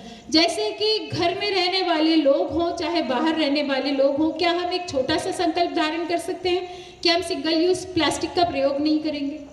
यदि इतना भी हम कर लेते हैं तो आज हमारा पर्यावरण के प्रति संकल्प सार्थक होगा। क्या हम छोटा सा ये संकल्प धारण कर सकते हैं कि हम जल का संवर्धन करेंगे, हम रूफटॉप रेन वाटर हार्वेस्टिंग की यूनिट लगा लेंगे, हम पानी को व्यर्थ नहीं जाने देंगे, नल को बंद करेंगे, टपकती हर एक बूंद को अमृत समान मानकर उसका संरक्षण करेंगे। क्या हम रिसाइकल सौर एनर्जी का प्रयोग अपने अपने घरों में कर सकते हैं क्या यदि ऐसा अवसर मिला तो हम इस प्रकार के कार्य कर सकते हैं क्या? ये हम सभी को तय करना पड़ेगा, तब जाकर इस भारत देश में राम राज्य की संकल्पना पूर्ण हो पाएगी। इसीलिए पंच परिवर्तन 5 चेतनाओं से जुड़े हैं और 5 स्तर पे हमारे प्रभु श्री राम ने कार्य किया है और वर्तमान समय में इन 5 परिवर्तनों की संकल्पना को साकार हमें अवश्य करना होगा। मैं आप सभी को विश्वास दिलाती हूँ कि 21वीं सदी विश्व स्तर पे भारत के नेतृत्व की है, लेकिन यदि हमने इन पंच परिवर्तनों को व्यवहार में लागू कर लिया तो प्रभु श्री राम तो मंदिर में विराजमान हो गए हैं, बड़ा सुंदर परिदृश्य हम देख रहे हैं। अब समय है नागरिकों का अपने कर्तव्य निभाने का, नागरिकों की चिंता करने का। हाँ, और हम सभी बहुत सौभाग्यशाली हैं कि इन पंच परिवर्तनों को लागू करने में हमारा योगदान होगा और हमें ये अवसर मिल रहा है कि हम इसे लागू करें, इन व्यवहारिक परिवर्तनों को धीरे धीरे जीवन में लेकर आए, क्योंकि इस व्यवहार परिवर्तन को केवल चिंतन करने से हम लागू नहीं कर सकते। हम इस पे कितनी भी बहस कर लें, हम इसको लागू नहीं कर सकते। ये बहस के विषय नहीं है, ये तो अब हमारे व्यवहार में करने के विषय हैं। हमने युगों युगों तक सोच लिया, युगों युगों तक चिंतन कर लिया, युगों युगों तक मनन कर लिया, अब जमीन पे उतरकर काम हम कब करेंगे? अब जागरण भी पर्याप्त हो गया है। अब भारत देश के नागरिक के कर्तव्यों के निर्वहन का समय है और यदि आज भी हम कर्तव्य निर्वहन ना कर सके तो राम राज्य की संकल्पना अभी भी अधूरी रह जाएगी। विश्व में भारत का नेतृत्व करना तो तय है, अब हम उसमें अपना क्या योगदान दे सकते हैं वो हमें आज ही संकल्प लेना पड़ेगा, क्योंकि बहुत अच्छे दिन है। जिस दिन हम ठान लें उस दिन वो दिन साकार संकल्प हो जाने वाला है। कल एकादशी का दिन है। आज कहते ना एक दिन पूर्व ही शुभ कार्य होना प्रारंभ हो जाते हैं, तो एकादशी के दिन के संकल्प तो पूर्ण होते ही हैं। तो आप यदि संकल्प कर ले यहाँ से एक छोटा सा भी, तो वो चरितार्थ होगा, वो सार्थक होगा। इसलिए आज इस मंच से मैं आप सभी से आह्वान करती हूँ कि इन पंच परिवर्तनों को अपने जीवन का हिस्सा बनाएं। आप इन छोटी छोटी बातों से अपने अपने घरों में प्रयास करें, अपनी युवा पीढ़ी के व्यवहार में इसे लाने का प्रयास करें, क्योंकि ये जो सनातन संस्कृति है ना, ये विश्व में एकमात्र ऐसी संस्कृति है जो संपूर्ण विश्व को अपना कुटुंब मानती है। वसुधैव कुटुंबकम का मंत्र देने वाला एकमात्र भारत है। सर्व जन के सुख की कामना करने वाला एकमात्र भारत देश है। विश्व स्तर में स्त्री का सर्वश्रेष्ठ मान बढ़ाने वाला देश भारत है। यदि हम ये चाहते हैं कि विश्व में भारतीय किसी भी स्त्री का मान बढ़े, तो भारत की सनातन संस्कृति का परचम हमें विश्व स्तर पर लहराना होगा, तभी विश्व की प्रत्येक स्त्री का मान बढ़ेगा। यदि हम चाहते हैं पर्यावरण के प्रति हर कोई संवेदनशील हो, तो प्रभु श्री राम ने जो 5 ज का मंत्र धारण किया था, इस 5 ज के मंत्र को हमें विश्वव्यापी बनाना होगा, क्योंकि भारत की एकमात्र ऐसी संस्कृति केवल और केवल भारतीय संस्कृति है। हम मृत्यु से अमरता की ओर जाने वाले मंत्र को धारण करते हैं। हम अंधकार से प्रकाश की ओर गतिमान करने वाली सनातन संस्कृति को धारण करने वाले लोग हैं। हम विश्व में शक्तियों का संतुलन कैसे हो, यह सिखाने वाले देश हैं। तो ये जो विश्व में विभिन्न प्रकार की संघर्ष चल रहे हैं, जो युद्ध चल रहे हैं, उन सभी वर्ग संघर्ष और युद्धों से बाहर आने के लिए सनातन संस्कृति का संरक्षण संपूर्ण विश्व को लेना ही पड़ेगा। लेकिन यदि इस भारत देश का नागरिक अपनी इस संस्कृति के प्रति जागृत रहा और सचेत रहा, तभी यह संभव हो सकेगा।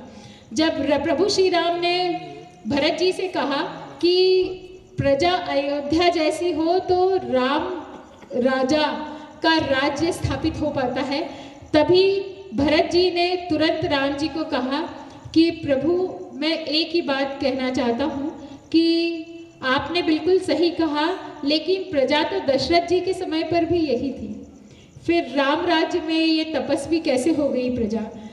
भरत जी ने तुरंत राम जी को संवाद करते हुए आगे ये कहा कि जब राजा तपस्वी हो तो प्रजा भी स्वतः ही तपस्वी हो जाती है। तो जब राजा तपस्वी हो तो प्रजा को भी तपस्वी होना पड़ता है, प्रजा को भी अपना कर्तव्य पालन करना ही पड़ता है। इसलिए कर्तव्य पालन का समय है। हम सभी अपनी अपनी जिम्मेदारियों को पूर्ण करें, कोई भी अपनी जिम्मेदारी से बच नहीं सकता, क्योंकि दशरथ राज्य में भी प्रजा सुखी थी, क्योंकि वहाँ भी धर्म था। लेकिन राम राज्य आए, ऐसा दशरथ जी की भी मनोकामना थी। वो क्यों था? क्यों? ऐसा एकमात्र कारण यह है कि धर्म तो दशरथ जी के समय भी था, लेकिन राम जी के समय में अधर्म का नाश था और धर्म की जय थी। इसलिए अधर्म का नाश होगा तब धर्म की जय होगी। इस भारत देश के जन्म को अधर्म के नाश के लिए भी तैयार होना पड़ेगा, तब राम राज्य आ पाएगा। जहाँ जहाँ अधर्म खड़ा हो रहा हो, उसका निदान भी भारतीय लोगों को साथ में करना पड़ेगा। उसके लिए भी सक्षम भारत बनना होगा, उसके लिए भी समर्थ भारत के निर्माण की आवश्यकता है। तब जाकर राम राज्य की संकल्पना साकार हो पाएगी।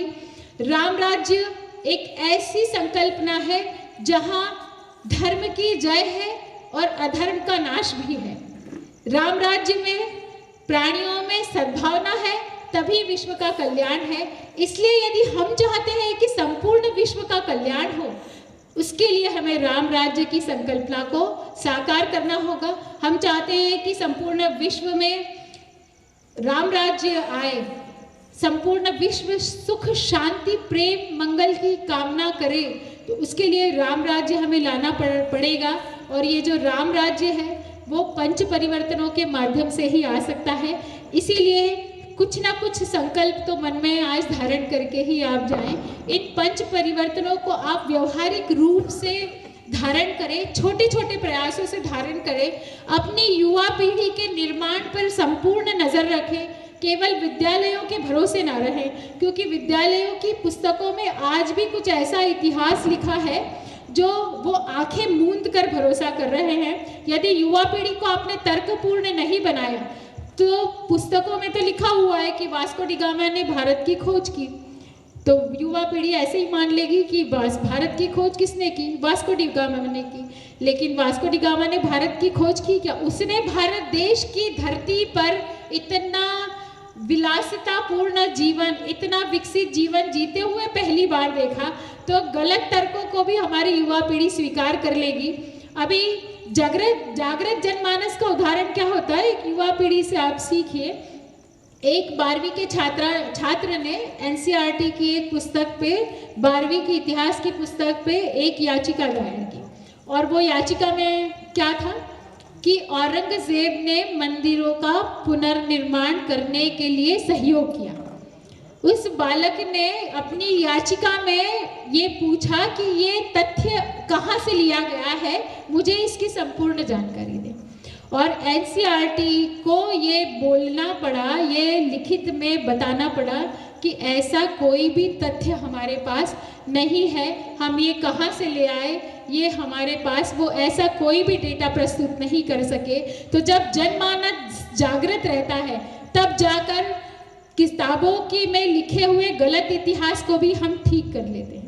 क्या भारत की इतिहास की पुस्तकों में यदि हमारे युग पुरुषों के नाम नहीं रहेंगे तो वो मिट जाएंगे यदि हमने अपनी युवा पीढ़ी को समय रहते संवाद नहीं किया, यदि हमने उनकी शौर्य गाथाएं युवा पीढ़ी तक आज नहीं पहुंचाई, तो वो जो इतिहास किसी भी पुस्तक में लिखा गया होगा वो उन्हें सही लगने लगेगा, क्योंकि ऐसे तर्कपूर्ण संवाद हम अपने घरों में नहीं कर रहे हैं।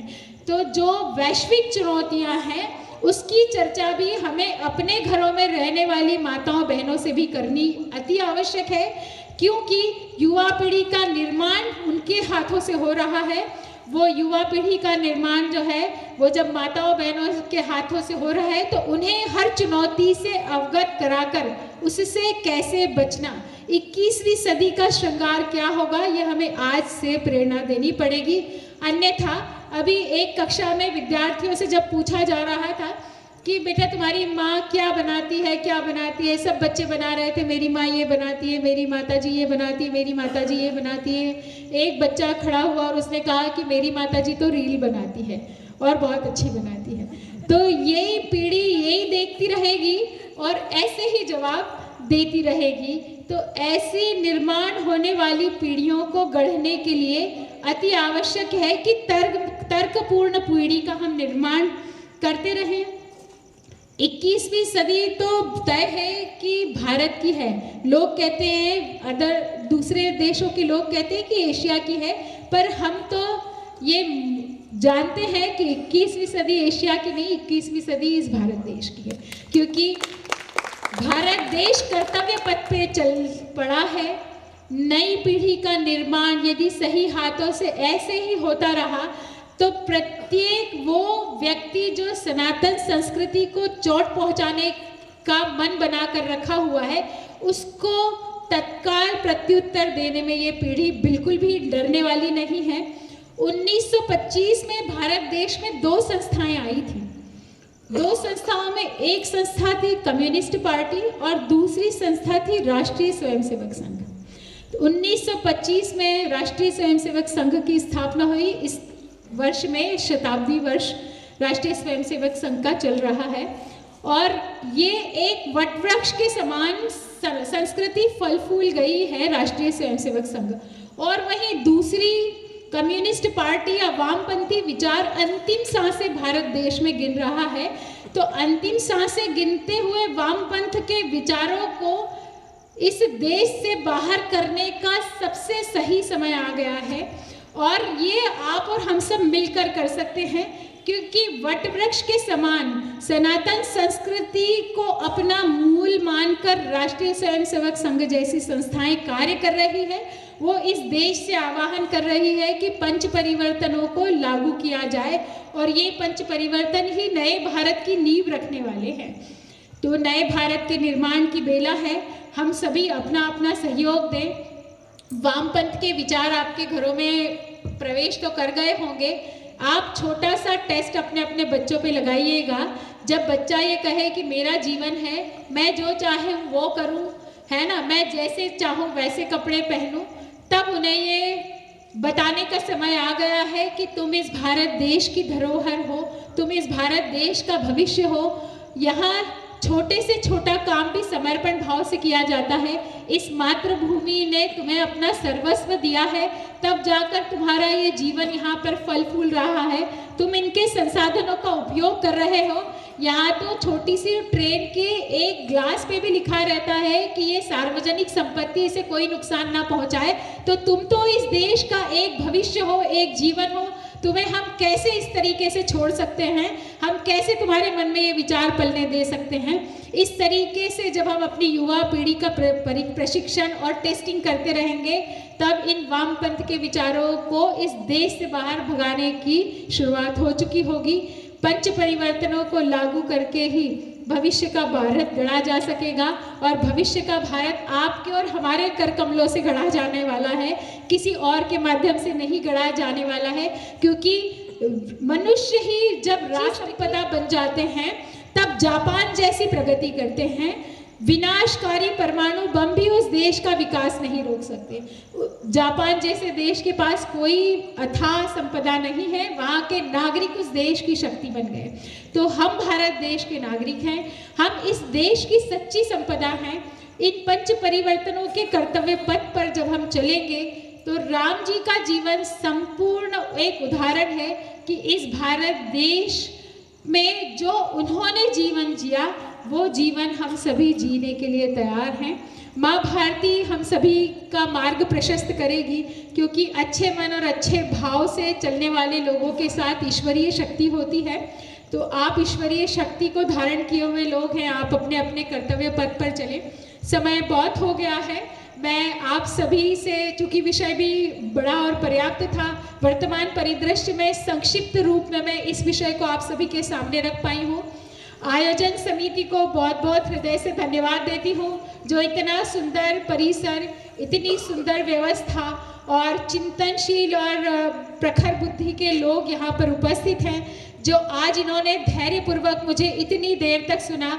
मैं आप सभी को हृदय से आभार व्यक्त करती हूँ। आप यहाँ से जो भी विचार लेकर गए हैं, उस पर एक विचार पर भी यदि आप चल पाए, तो इस पूरी समिति का आयोजन करने का जो मनोभाव है वो भी सफल हुआ। और आप सभी ने जो अपना 1.5 घंटा जो यहाँ पे आहूत किया है, वो भी सफल हुआ माना जाएगा। वाकई में भारत देश को आप जैसे चिंतनशील लोगों की आवश्यकता है, और भारत देश में चिंतन के साथ साथ अब हम सभी को कर्तव्य पथ पर चलने की भी आवश्यकता है। माँ, मातृभूमि और मातृभाषा का कोई विकल्प नहीं है। ये विश्व स्तर पर भारत का संदेश है, और ये संदेश हम सभी को अपने कर्तव्यों से नित्य प्रतिदिन जीना है, और छोटे छोटे बदलावों से इस कार्य को शुरू करना है। मैं अपनी वाणी को यही विराम देती हूँ। मैं आप सभी को हृदय से धन्यवाद प्रेषित करती हूँ। आदरणीय शारदा भावसार दीदी को भी मैं मंच से प्रणाम करती हूँ कि दीदी, आपका जीवन आदर्श है। ऐसे हम सभी समाज के लिए छोटा छोटा कार्य करके जो अपना उत्कृष्ट कर सकते हैं, हम सभी करने का प्रयास करें। बस ऐसे ही विचार और संकल्प के साथ दुगुनी ऊर्जा से मैं हम सभी अपने अपने कार्य क्षेत्रों में कार्य करेंगे। मैं माँ भारती से यही आशीर्वाद प्राप्त करना चाहूँगी। माँ भारती आप सभी को समृद्धि दे, शक्ति दे, साहस दे, और आप सभी नव भारत का निर्माण में अपना अपना श्रेष्ठतम योगदान दे। इसी आशा के साथ माँ भारती को प्रणाम। आप सभी को मैं हृदय से प्रणाम करती हूँ। धन्यवाद। बहुत बहुत धन्यवाद आदरणीय। आप जैसे विराट व्यक्तित्व का मार्गदर्शन पाना हम सभी के लिए गौरवशाली पल है। वीर सावरकर व्याख्यानमाला समिति की ओर से एक स्मृति चिन्ह द्वारा संपूर्ण जीवन मां गायत्री की सेवा करते हुए, मां सरस्वती की आराधना करते हुए मधुर गान होने वाला है। और उसके पश्चात आप सभी अपने गंतव्य स्थल की ओर प्रस्थान करते समय स्वल्पाहार ग्रहण करके ही अपने गंतव्य स्थल की ओर प्रस्थान करें। आभार के पश्चात राष्ट्रीय गीत का आयोजन होगा। तत्पश्चात स्वल्पाहार आपकी सेवा में प्रस्तुत। कार्यक्रम का आभार प्रकट करने के लिए मैं सम्मान पूर्वक नारी शक्ति की द्योतक परम आदरणीय सम्मान्य श्रीमती नीता डॉक्टर प्रवीण जी पाटीदार को आमंत्रित कर रहा हूं कि आप रतोरिया, मुख्य अतिथि श्रीमती शारदा जी भवसार, सम्मानित अतिथिगण और उपस्थित सभी सज्जनों, आज वीर सावरकर व्याख्यान माला समिति के तत्वाधान में आयोजित चिंतन प्रवाह भाग 3 के इस प्रेरणादायी आयोजन में आपकी उपस्थिति और सहभागिता के लिए मैं हृदय से आभार व्यक्त करती हूँ। सबसे पहले हम कृतज्ञ हैं आदरणीय श्रीमती शालिनी जी रतोरिया के प्रति, जिन्होंने राम राज्य की संकल्पना पर अपने ओजस्वी और विचारोत्तेजक शब्दों से हमें नई दृष्टि प्रदान की। आपके विचारों ने न केवल ज्ञानवर्धन किया बल्कि जीवन में आदर्शों को अपनाने की प्रेरणा भी दी। आपके व्यक्तित्व हम सबके लिए अमूल्य धरोहर बनकर रहेगा। विशेष आभार आदरणीय श्रीमती शारदा जी भवसार का, जिनकी गरिमामयी उपस्थिति प्रेरक शब्दों ने कार्यक्रम की शोभा बढ़ाई। आपके आशीष और मार्गदर्शन से हम सभी को नई ऊर्जा प्राप्त हुई।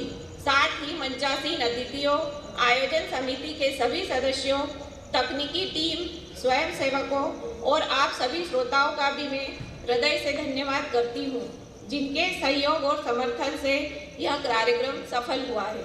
आपकी सहभागिता ही हमारी सबसे बड़ी प्रेरणा है। अंत में इन्हीं पंक्तियों के साथ अपने शब्दों को विराम देती हूँ।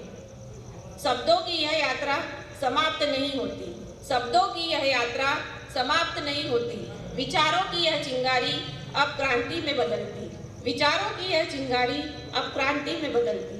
आभार सभी का जो साथ निभाने आए, आभार सभी का जो साथ निभाने आए। धर्म और राष्ट्रहित के संकल्प फिर से जगाने आए, धर्म और राष्ट्रहित के संकल्प फिर से जगाने आए। जय श्री राम, जय हिंद, वंदे मातरम। वंदे मातरम। सुजलाम सुफलाम मलयज शीतलाम सस्य श्यामलाम मातरम। वंदे मातरम। सुप्रजोत्स्ना पुलकितयामिनीं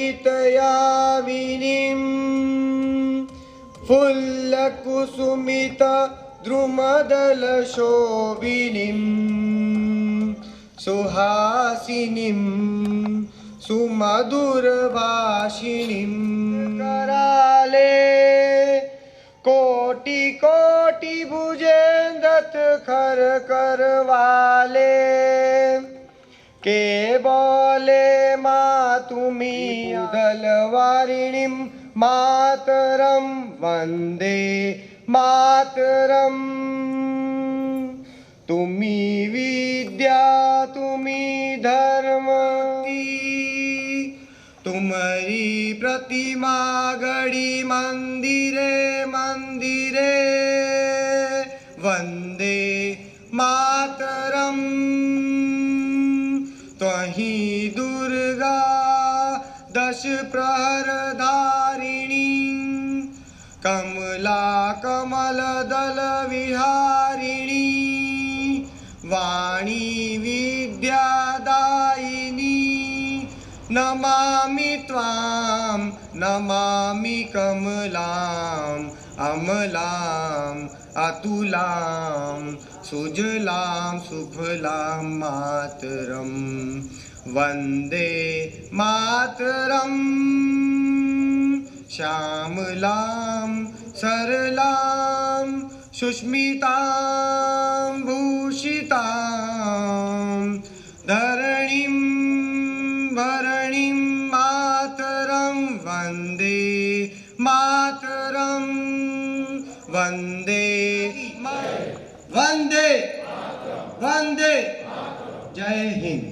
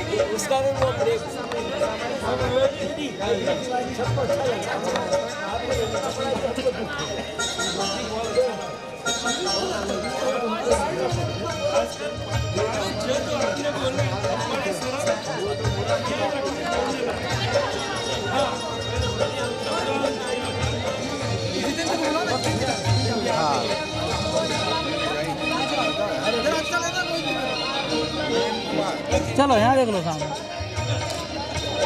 इधर सामने है। एक सुझाव है, आप अपने सुझाव पेटिका में अर्पित कर रहे हैं। जरूरी नहीं कि आपका नाम, आप अपने सुझाव जरूर अर्पित करें। आप उसमें नाम नहीं भी लिखना चाहते हैं तो कोई दिक्कत नहीं है, लेकिन सुझाव जरूर अपेक्षित है। धन्यवाद।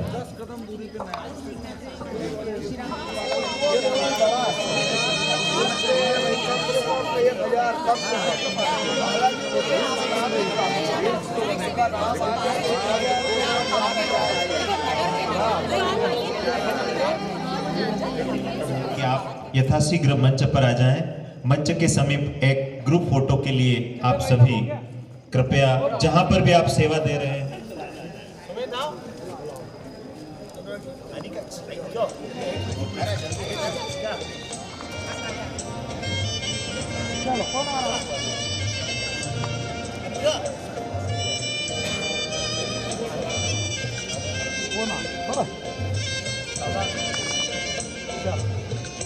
सभी जने इधर सामने 2 मिनट। हाँ,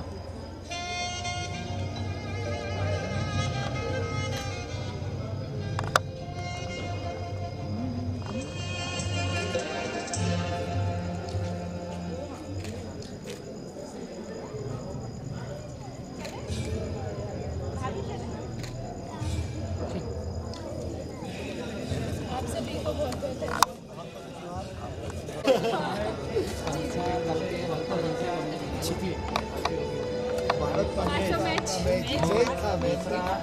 मैंने उसको बिल्कुल भी चिंता में अपनी नहीं डाला।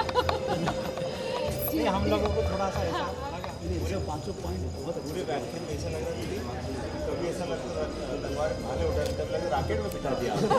अभी सीधे शक्ति पॉइंट पे भेज दिया। हमारी ओर से आपको धन्यवाद कि हमारी देर में स्वीकार करके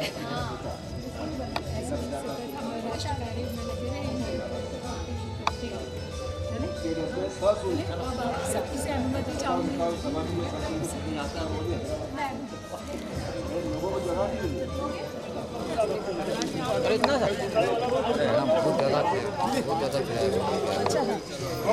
नहीं सर थोड़ा क्षमा चाहूँगी। तुमको पता ना इतना सही है आपका भी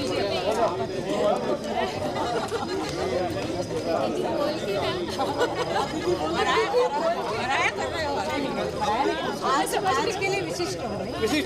वैसे मित्र हो साथी हो, पर आज विशिष्ट बार-बार विशिष्टता का अपना नहीं, विशिष्ट होने के नाते उसका अतिथि जब आए थे ना तभी थे, उसके बाद तो परिवार के सदस्य जो व्याख्यान वाले समिति का परिवार है उसमें शामिल है।